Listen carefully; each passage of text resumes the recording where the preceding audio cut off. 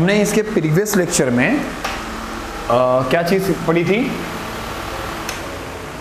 इसके previous lecture में हमने क्या किया, एंगल के बारे में पढ़ा, जिसमें हमने फर्स्ट क्वाड्रेंट में जो भी एंगल बनते हैं और एक्सिस पे जितने एंगल बनते हैं उसके बारे में डिस्कशन किया।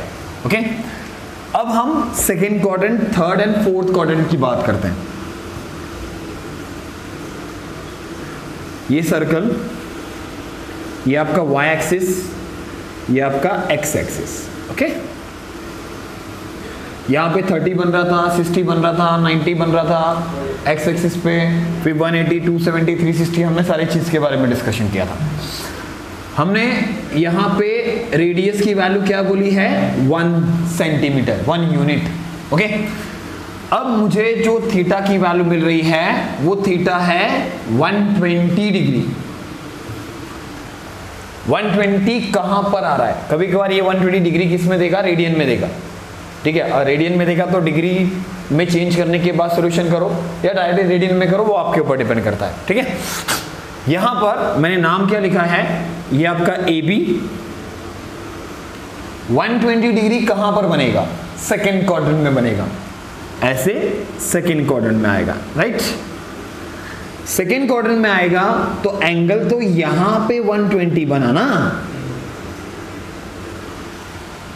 तो ये 120 डिग्री की वजह से इसका जो टर्मिनल आर्म है वो कहां पर आएगा? सेकेंड क्वाड्रेंट में आएगा। ओके, तो यहां पर मैंने नाम लिख दिया O, यहां पे लिख दिया P। It means OP is equal to R is equal to 1। Okay, OP is equal to R is equal to 1, यहां पे OP का हो गया। अब यहां पे आपको एक लीनियर पेयर मिल रहा होगा, AOP और BOP, जिस 120 की वजह से ये कितने डिग्री का होगा?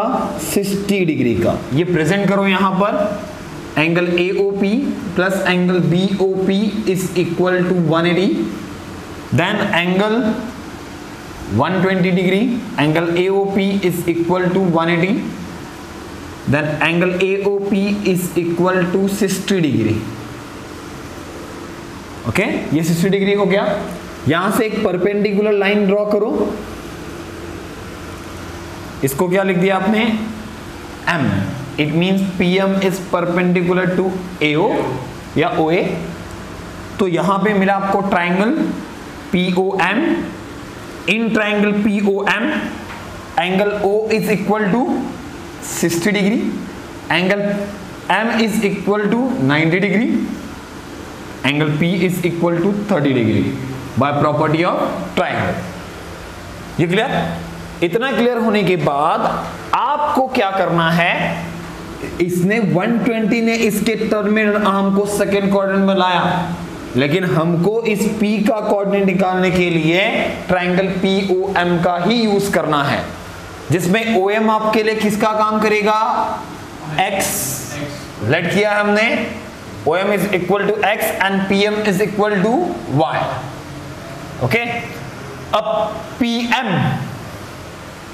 OM किसके सामने वाला है? 30 के ना, तो 1/2 OP and PM is equal to √3/2 OP। OP की वैल्यू कितनी है? 1, तो ये आया √3/2 और ये x is equal to 1/2। Then coordinate P lies on a second quadrant। If the P lies on a second quadrant, then P coordinate बनेगा आपको -1/2, √3/2। फर्स्ट क्वाड्रेंट में आता है तो सबको प्लस में लिखते हैं, जब सेकेंड क्वाड्रेंट में आता है तो x कोऑर्डिनेट आपके लिए माइनस होता है और y कोऑर्डिनेट आपके लिए प्लस होता है। ओके, ये एंगल क्लियर हुआ, ये इतना क्लियर हुआ ना। अब यहां पर आता है आपका sine 120, cos 120, tan 120। This is y, x, y upon x। y √3/2 -1/2 and -√3। इसमें देखो कौन सा क्वाड्रेंट है? सेकेंड क्वाड्रेंट में क्या बोला था? All science teacher champion. तो यहां पर ऑल फर्स्ट में था, सेकेंड में सिर्फ साइन प्लस में होना चाहिए, तो आप नहीं लाओगे आंसर प्लस में, ये अपने आप आएगा प्लस में। यहां पे y की वैल्यू √3/2 आई। तो इतना तो मैंने प्रीवियस सेक्शन में बताया था कि पूरा जो आंसर प्लस माइनस होता है वो कोऑर्डिनेट के ऊपर डिपेंड करता है कि किसका आंसर प्लस आएगा, किसका आंसर माइनस आएगा। तो यहाँ पे आपको ये जज मिल गया कि यहाँ पे देखो साइन का आंसर 120 निकालना था, साइन 120 निकालना था, तो उसका आंसर देखो पॉजिटिव आया। कॉस 120 निकाला तो आंसर क्या आया था? नेगेटिव। और टेन 120 देखो आंसर नेगेटिव आया। तो इसका मतलब सेकेंड क्वाड्रेंट में जो भी टर्म्स रहता है, जो भी कोऑर्डिनेट होता है उसमें, और जो भी एंगल फॉर्म होता है उसमें, ट्रिग्नोमेट्रिक फंक्शन में हम लोग को साइन का आंसर किस में मिलता है? पॉजिटिव में मिलता है।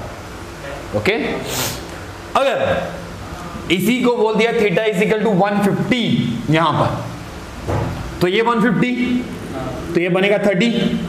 अगर ये 30 बन रहा है तो ये क्या बनेगा? 60 और ये 90, बराबर। ये 60 ये 90। तो हम लोग किसका आंसर निकाल रहे हैं? साइन 150, कॉस 150 और टेन 150 का। ओके, इसमें आएगा P lies on a second quadrant. सिर्फ क्या होगा, जो 60 की वैल्यू है वो 30 की वैल्यू बन जाएगी, जो 30 की है वो 60 की वैल्यू बन जाएगी। मतलब ये √3/2 x का वैल्यू हो जाएगा और ये 1/2 y की वैल्यू हो जाएगी। कोऑर्डिनेट में x का वैल्यू माइनस में लिखना है, x का कोऑर्डिनेट आपको माइनस में लिखना है और y का कोऑर्डिनेट आपको प्लस में लिखना है। ओके, क्लियर हुआ? ये क्लियर होने के बाद अभी आते हैं हम लोग 45 वाले पे। चलिए इधर ही ना हम लोग 135 लिख देते। अगर ये 135 है तो ये 45 होगा, ये 45 तो ये भी कितना? 45। तो दोनों का जो आंसर आएगा वो 1/√2 1/√2 आएगा। तो यहाँ पे 1/√2 माइनस में, यहाँ पे 1/√2 प्लस में, और आंसर लिख देने का। ओके, ये हुआ आपका कौन सा वैल्यू? सेकेंड क्वाड्रेंट में आपको 150, 120 और 135 मिला। तो कैसे सोल्यूशन करना है? Okay,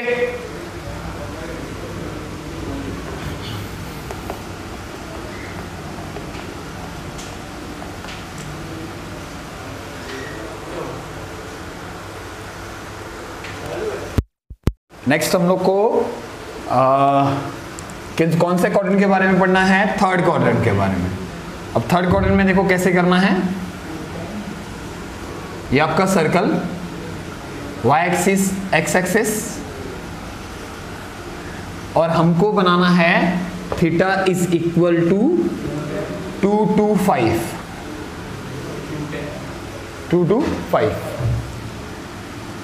degree. अब 225 डिग्री में कैसे आएगा? देखो 225 कैसे मिलेगा आपको? ये आपका इनिशियल आर्म्स स्टार्ट होगा और आके यहां पर रुकेगा, और ये मिलेगा आपको 225। मतलब इस 225 की वजह से हम लोग का जो ये टर्मिनल आर्म्स है वो कहां पे आके रुका है? थर्ड क्वाड्रेंट में। तो हम लोग के पास ये P वैल्यू मिली और ये O, तो OP is equal to R is equal to 1, और यहां पे आपने A लिख दिया, यहां पर B लिख दिया। ओके, तो पहले तो एंगल AOP कैसे निकलेगा वो सोचो। तो यहां पे लीनियर पेयर का यूज नहीं करना है। Angle AOP is equal to 225 minus 180 is equal to 45 degree. Okay, कोई भी इसके y एक्सिस का यूज नहीं करेगा। आपको जो भी आंसर निकालना होगा वो x एक्सिस पे निकालेंगे हम लोग। तो यहां पर कितने एंगल वैल्यू मिली? 45 डिग्री। ओके, अब angle AOP is equal to 45 आ गया, तो हमको एक परपेंडिकुलर लाइन ड्रॉ करना है। इधर लिख देंगे हम लोग M, then PM is perpendicular to OA, where OM is equal to x and PM is equal to y। हाँ, ठीक है, यहां पर परपेंडिकुलर हमेशा हम लोग को x एक्सिस पे ड्रॉ करना है। उसके बाद PM is equal to y लिया है और OM is equal to x है। ठीक है, जो जिसके पैरेलल होगा और जो इस पे लाइज होगा उसी को वो लेट करना है आपको। OM किसका क्या लेट किया, x, और ये PM is perpendicular to y axis, therefore PM is equal to y। ये आंसर होने के बाद आपको OM in triangle POM, in triangle POM angle O is equal to 45, angle M is equal to 90, then angle P is equal to 45 by property of triangle. Okay? उसके बाद अब हम OM की वैल्यू निकालेंगे तो 1/√2 आएगा OP, क्योंकि 45 के सामने वाला 1/√2 होता है, और PM is 1/√2 OP, then 1/√2 ये Y और ये X, where P lies on a third quadrant,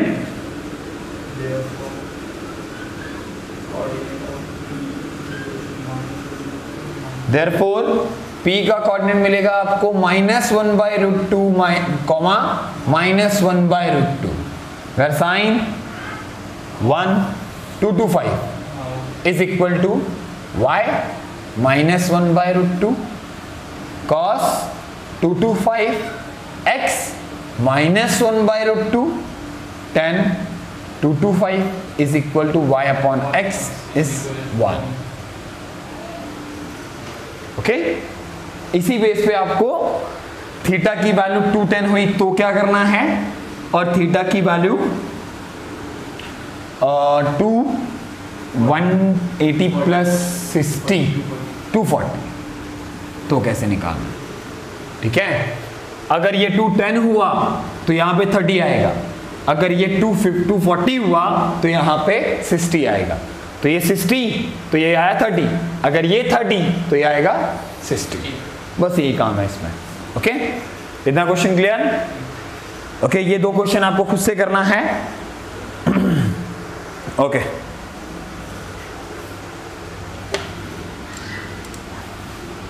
अब आते हैं हम फोर्थ क्वाड्रेंट में।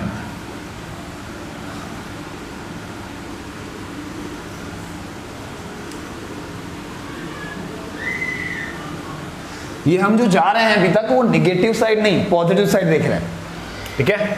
अब आते हैं फोर्थ क्वाड्रेंट में। फोर्थ क्वाड्रेंट में जो एंगल बनेगा वो कितने कितने डिग्री का बनेगा,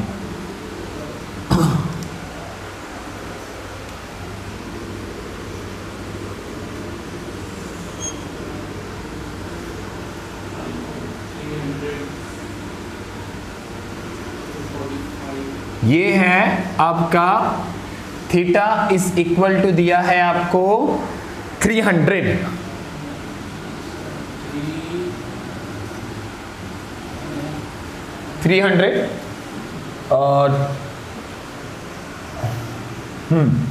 और या तो थीटा इज इक्वल टू 330 या तो थीटा इज इक्वल टू 315, ठीक है। ये तीन टर्म्स दिए जाते हैं, theta is equal to 330, theta is equal to 300, theta is equal to 315। आप इन दोनों क्वेश्चंस को खुद करना, ठीक है। ये क्वेश्चन मैं आपको करा के देता हूँ। 300 कैसे पता चलेगा, यहां से यहां तक, ठीक है। ये 270 हुआ ना, ओके।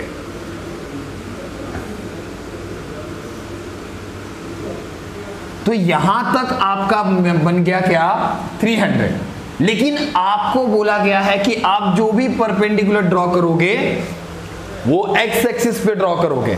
तो यहां पे मिला आपको P, यहां पे लिख दिया A, यहां पे लिख दिया O, ओके।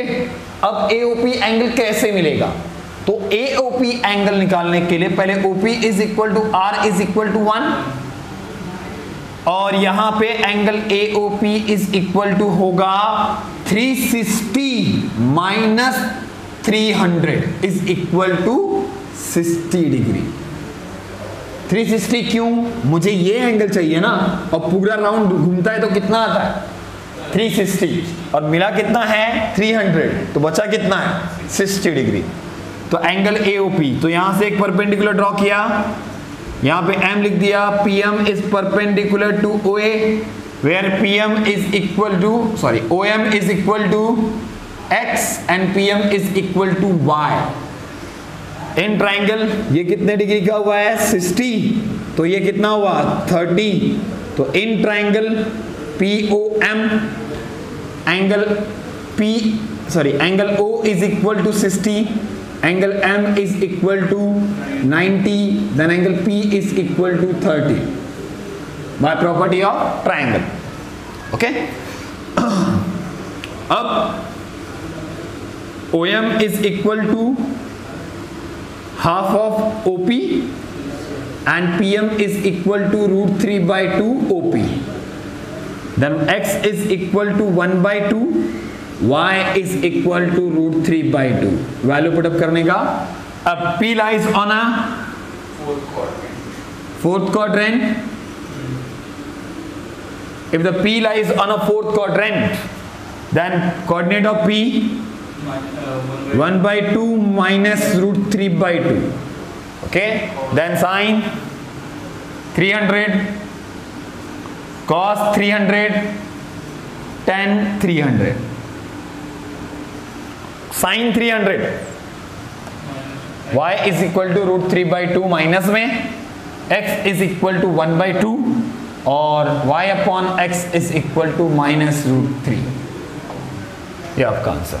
देख लो इसमें भी फोर्थ क्वाड्रेंट में क्या चीज प्लस होती है, कॉस का आंसर प्लस होता है. तो देखो कॉस का आंसर प्लस है, बाकी सबका आंसर माइनस है. ओके, ये हुआ आपका आज का टॉपिक जिसके अंदर मैंने फर्स्ट सेकंड थर्ड फोर्थ सारे क्वाड्रेंट के बारे में क्या कर दिया, डिस्कशन कर लिया आपसे. अब आपको एक टेबल फॉर्म कर लेना है.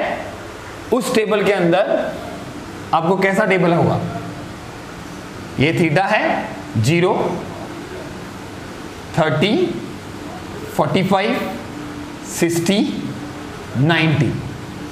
90 के बाद 180, 270, 360. ये टेबल होना चाहिए आपके पास. साइन, कॉस और टेन. जो वैल्यू आपकी आई है वो देख लेना और इसको याद करने का तरीका हम नेक्स्ट लेक्चर में पढ़ेंगे. ठीक है, इसको किस तरह से आपको याद करना है, क्योंकि आपको 0 से लेके 90 वाले टर्म्स तो याद होंगे, लेकिन 180, 270, 360 के टर्म्स कैसे याद करने हैं. अगर आपको 0 और 90 याद होता है तो 180, 270, 360 बहुत इजीली याद हो जाएगा. ठीक है, इतना टॉपिक हुआ. इस टॉपिक के बेस पे आप ट्रिग्नोमेट्री के कुछ कॉन्सेप्ट को कर पाओगे. अभी ट्रिग्नोमेट्री में बहुत सारे फॉर्मूले हैं जिसको हम लोग को प्रूफ करना है कि कैसे फॉर्मूले आए. ठीक है, इसके लिए हम लोग नेक्स्ट लेक्चर में बात करेंगे. बाकी आपको इसकी वैल्यूज आपको पता होनी चाहिए, क्योंकि अभी सिर्फ वैसे क्वेश्चन है जैसे 9th में आपने किया था. साइन 30 कितना होता है 1 by 2, कॉस 30 कितना होता है, कॉस 30 कितना होता है √3 by 2. तो ये डायरेक्टली वैल्यू पुटअप करना रहेगा. ठीक है, उसका कैलकुलेशन आपको पता होना चाहिए फ्रैक्शंस का. ओके, तो बाकी सबका लेक्चर हम लोग नेक्स्ट लेक्चर में देखते हैं.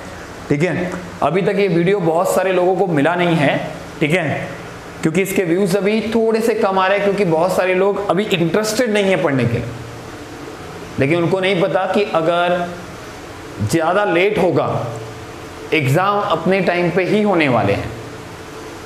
एग्ज़ाम अगर अपने टाइम पे होने वाले हैं तो आपको पढ़ाई भी टाइम से पहले शुरू करनी है. और अभी नहीं शुरू किया तो आपको बहुत सारे एग्जामिनेशन जो आपके first unit test, second unit test होंगे, सेमेस्टर होंगे, उसके अंदर मार्क्स कम आने के चांसेस होंगे. तो प्लीज आप एक सब्जेक्ट एटलीस्ट आपका मैथ्स जो सब्जेक्ट है उसको स्ट्रांग बना के रखो, क्योंकि मैथ्स का कैलकुलेशन अगर आपको आता रहेगा तो आप फिजिक्स और केमिस्ट्री के कैलकुलेशन बहुत ईजिली कर पाओगे. क्योंकि हर एक फिजिक्स हो या केमिस्ट्री हो आपको ट्रिग्नोमेट्री मिलने वाला है. ठीक है, ट्रिग्नोमेट्री का कैलकुलेशन मिलने वाला है. ठीक है, तो पहले आपको मैथ्स सब्जेक्ट को बहुत स्ट्रांग करना है, क्योंकि मैथ्स सब्जेक्ट को बहुत हाई लेवल पे रखा गया है. उसके बाद फिजिक्स आता है, उसके बाद केमिस्ट्री आता है, उसके बाद बायो आता है. तो आपका काम है आप मैथ्स सब्जेक्ट को बहुत स्ट्रांग करो. जो डॉक्टर बनने वाले भी होंगे और जो इंजीनियर बनने वाले भी होंगे, उन दोनों के लिए मैथ्स सब्जेक्ट बहुत इंपॉर्टेंट है, क्योंकि उनका बेसिक बहुत स्ट्रांग होना चाहिए. ओके, तो बहुत सारे लोग अभी बहुत लाइटली ले रहे हैं, तो आप खुद अपने फ्रेंड्स को बोल सकते हो कि आप इस चैनल्स को सब्सक्राइब और शेयर करके क्या कर सकते हो, इस वीडियो को देख सकते हो। मेरे पहला लेक्चर में पहला चैप्टर मैंने फिनिश कर दिया है, फर्स्ट 3-4 लेक्चर जो हुए, अभी मैंने सेकेंड चैप्टर स्टार्ट किया है। तो कैसे भी करके आप उन सारे वीडियोस को देखो, ठीक है, टाइम निकालो, ठीक है, आपका पबजी जो भी है वो खेलो, पबजी खेलो, लूडो खेलो, जो खेलना वो खेलो, लेकिन पहले आप 1 घंटे निकाल के देखिए। वीडियोस जो है वो 15 से 20 मिनट या 30 मिनट का होगा ज़्यादा से ज़्यादा। आधा घंटा भी आपने उस वीडियो को देख लिया तो आपको मोस्ट ऑफ टॉपिक्स क्या होंगे, आ जाएंगे। तो थोड़ा पढ़ाई पे ध्यान दो ज़्यादा अच्छे से। अभी आपके पेरेंट्स को अगर पता है कि वीडियोस चालू हैं, ठीक है, तो आपके पेरेंट्स खुद आपको इंसिस्ट करेंगे कि हाँ पढ़ाई कर लो, ठीक है। तो आप एक चीज़ अपने से पढ़ाई शुरू करोगे तो पेरेंट्स को भी थोड़ा बहुत अच्छा लगेगा, ठीक है। तो हम मिलते हैं नेक्स्ट लेक्चर में। मैं चाहता हूं कि ये वीडियोस, ये फर्स्ट चैप्टर जो भी है आपका, मैं इतना ध्यान रखूंगा कि वीडियोस नेक्स्ट बनाने से पहले मैं व्यूज देख लूंगा कि आपने ये सारी वीडियोस को देखा है कि नहीं और अपने दोस्तों को शेयर किया है कि नहीं, ठीक है। चलिए मिलते हैं।